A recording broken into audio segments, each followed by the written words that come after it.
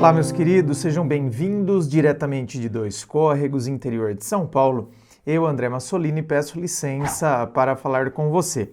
Vamos então ao e-mail dela que diz assim: Olá, André, comecei a assistir os seus vídeos por acaso no YouTube e acabei me apaixonando pela sua sabedoria. Gostaria muito da sua ajuda. Sou do estado da Bahia, tenho 29 anos e namoro com um rapaz de 33 anos há 3 anos. Ele já foi casado. No começo do nosso namoro, eu confiava muito nele. Até que um dia eu peguei conversa dele com uma garota, ela paquerando e ele respondendo às paqueras.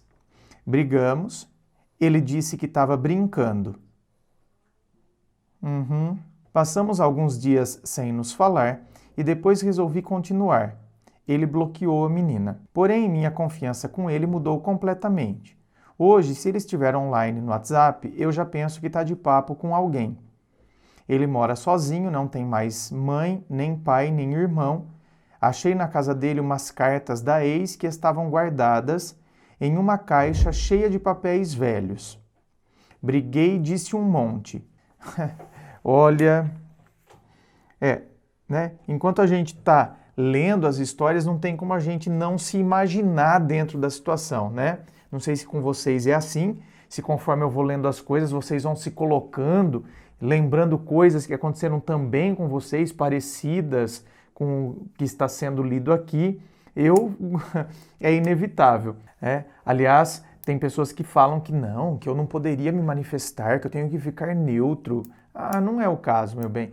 Se eu tiver que falar de mim, eu falo. Se eu tiver que me citar como exemplo, até porque eu não sou um repolho, né? Então não é porque você é especialista em relacionamentos que você não viveu ou vive situações. Então, acho complicado. Então, olha, eu fiquei impressionado quando eu li isso aqui, que você brigou porque você achou cartas da ex que estavam guardadas em uma caixa cheia de papéis velhos. Sabe por quê? Eu fiquei impressionado, minha querida, porque assim, aqui na minha casa, cara, eu recebo presentes, às vezes, né, do pessoal aqui do canal, dos fãs, então sempre mandam uma cartinha junto, e eu tenho uma caixa onde eu costumo guardar tudo isso. E provavelmente lá tem também cartõezinhos que eu ganhei, tipo, de ex meus, sabe? Que quando me deram alguma coisa, ou não precisaram dar nada, às vezes deixou, sabe? No final de semana, deixou num lugar para eu achar lá durante a semana. Então, deve estar tudo lá. Eu falo deve porque eu não fico revirando. Ou seja, porque para mim foi um gesto de carinho, assim como quando eu recebo dos meus fãs, é um gesto de carinho e eu gosto de guardar. Mas só por isso. Então, não tem nada a ver com, porque, meu Deus, tenho aqui cartas e bilhetinhos dos meus ex, então para eu ficar olhando, para eu me recordar, porque eu ainda gosto deles. E, sinceramente, se eu começasse a namorar, porque o meu namorado atual nunca ligou, nunca nem questionou isso, mas se amanhã, né, eu terminar e eu começar a namorar depois uma outra pessoa, e ele falar, você tem que rasgar isso aqui. Sinceramente, não rasgaria. É porque você então ainda gosta. Querido, como assim gosta, gente? Pra mim faz parte da minha história. Então tá ali. São coisas que eu acho que são importantes ser guardadas. Pra mim são importantes. Fizeram parte de um momento que muito provavelmente nem faça mais parte hoje, por exemplo. Talvez entre aquelas cartinhas que tem lá, tem pessoas que eu não quero ver nem pintada de ouro. Nem por isso aquilo ali não significa que naquele momento não aconteceu. Então, eu acho que a gente tem que tomar cuidado, porque às vezes a gente segue uma linha assim de a ferro e a fogo, e aí a gente já associa que então tem alguma coisa, quando na verdade pode ser que não tenha nada. Eu não estou dizendo aqui daquele caso onde o cara terminou com a ex e não se desvinculou dela até agora. Então ele fica, na verdade, apegado a esses objetos porque ele quer que ela dê uma nova chance para ele. Só que é o que eu estou dizendo, tem casos e casos.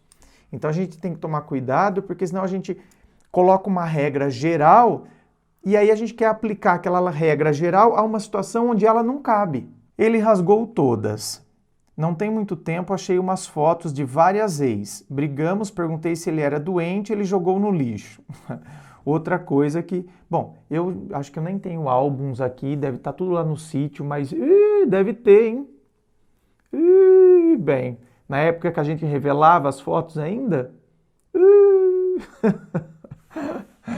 Mesmo que não é mais na época de revelar. Quer dizer, sei lá, eu pego meu celular, por exemplo, e às vezes descarrego tudo no computador para liberar espaço no celular. Então eu salvo lá por datas, né? Fotos eu dificilmente gosto de apagar. Eu já vou fazendo a seleção natural no próprio celular, ou seja, aquelas que ficaram no celular é porque realmente são importantes para mim, eu não quero que elas sejam apagadas. Por isso que depois, quando vai para o computador, eu nem preciso ficar apagando, porque eu já fiz essa seleção no celular. E lá deve ter, meu bem, deve ter tudo foto dos meus ex, de coisas, fatos importantes, às vezes comemoração em família, alguma coisa assim, e eles sempre estiveram presentes. Eu não vou apagar. Porque vou apagar a foto que tem minha família, porque o ex está junto? Ah, mas não apago. Perguntei se ele era doente, ele jogou no lixo. Ele diz que gosta muito de mim, que eu sou muito importante para ele, mas às vezes eu não acredito. Esses dias eu cheguei na casa dele e tinha 2 xícaras sujas de café. Observação, às vezes quando ele faz um café que sai muito bom, ele faz outro. Ah, eu achei que... Quando ele faz um café que sai ruim, ele faz outro. Ah, quando ele faz um café que sai muito bom, ele faz outro. Então tá. Eu já fiquei achando que ele levou alguém para dormir lá. Nossa, que sensação horrível. Não falei nada com ele sobre isso, porém mudei na mesma hora, fiquei pensando 1001 coisas. Sou uma pessoa ciumenta demais da conta, gostaria muito de mudar isso em mim. Pensei em olhar as imagens das câmeras dos vizinhos para ver se foi alguém nesse dia para lá. Eita pega! Vai começar com CSI. Hã? CSI Relationship. O CSI dos relacionamentos? Ah, não dá certo. Minha querida, eu vou falar um negócio aqui para você. Sabe aquela frase clichê? Onde não há confiança, não há amor? Então, essa frase é de um mito, né? De um mito grego. Eu não vou me lembrar agora os personagens, eu lembro que eu até fazia uma explicação em cima desse mito, tá na ponta da língua, mas não tá me vindo o nome, né, das personagens desse mito. Puxa vida, é Afrodite. É Afrodite e tem não sei se é com Apolo, o deus da beleza. Afrodite era a mãe dele. E aí Afrodite que faz toda uma maldição lá, e aí a pretendente dele se casou com ele não sabendo que era ele, acreditando ser um monstro. Então ela deixou um punhal debaixo do travesseiro, porque as irmãs a convenceram que era um monstro e que, portanto, ela deveria matá-lo enquanto ele dormia. E aí, enquanto ele dormia, e ela achava que era casada com um monstro, porque ela nunca tinha visto o rosto dele. E ele era o deus da beleza, o mais belo da Grécia. E aí ela pegou a lamparina e foi, antes de enfiar o punhal no coração dele, ela quis ver então o rosto dele, porque à noite ele descobriu o rosto para poder dormir. E ela foi assim, e aí o óleo da lamparina caiu no ombro dele, o feriu, ele acordou assustado e viu que ela iria matá-lo. E aí ele entrou em crise, e é aí onde entra essa frase: onde não há confiança, não há amor. Depois eles ficaram bem, viu? Mas essa frase vem desse mito. Então é uma frase clichê, mas é uma frase válida. Então eu acho que existe amor. Existe desconfiança? Existe amor? Não, mas eu amo, André. Então eu discordo da frase nesse aspecto. Onde não há confiança, não há amor. Não, eu amo a pessoa, só que eu desconfio dela. A minha adaptação a essa frase seria: há amor, mas se há desconfiança, não há um ambiente favorável para a manutenção do amor. Então, eu adaptaria esta frase a esse tipo de contexto hoje em dia. Eu falaria dessa forma. Não, eu acredito que realmente haja amor. A pessoa realmente gosta da outra, ama a outra.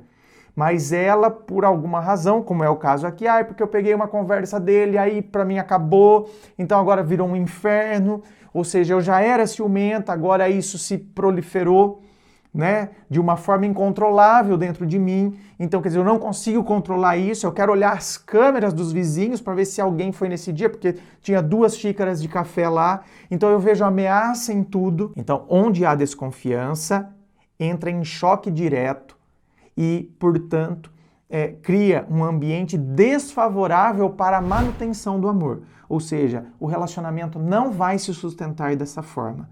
André, e o que eu faço? Bom, meu anjo, a partir do momento que você já se entendeu com ele lá atrás por causa daquela conversa, ou você enterra de uma vez isso, ou você busca fazer uma terapia para trabalhar então essa questão dessa insegurança.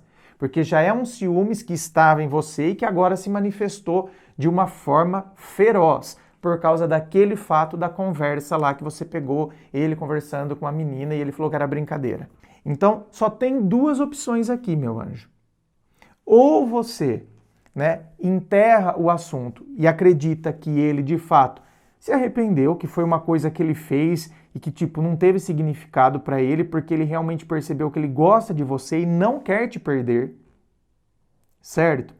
Então, eu entendo isso, entendo dessa forma, entendo dessa ótica e entendo que eu não posso agora ficar jogando na cara dele o que ele fez, ou, ainda que eu não jogue na cara dele, eu fico me torturando, eu fico jogando na minha cara.